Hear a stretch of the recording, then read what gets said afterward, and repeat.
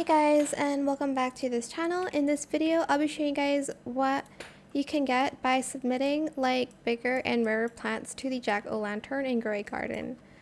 So here I'm just going to submit my vamp mutated plant here, submit held items, and as you can see I have 7 candy corn except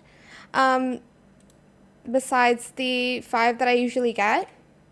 And before this, I did submit like a vamp mutated burning bud, and I got 2 spooky eggs from that.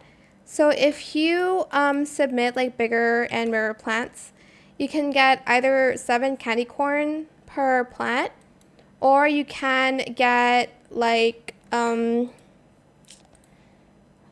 spooky eggs. I wish I recorded it, but I didn't, so I couldn't show you guys, but I did get spooky eggs from it.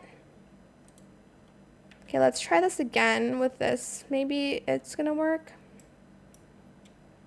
There, as you can see, I got 2 pumpkin crate and 2 spooky eggs from that. And that is it for this video. I hope it was helpful for you guys. Don't forget to like, comment, share, and also subscribe to this channel if you haven't done that already.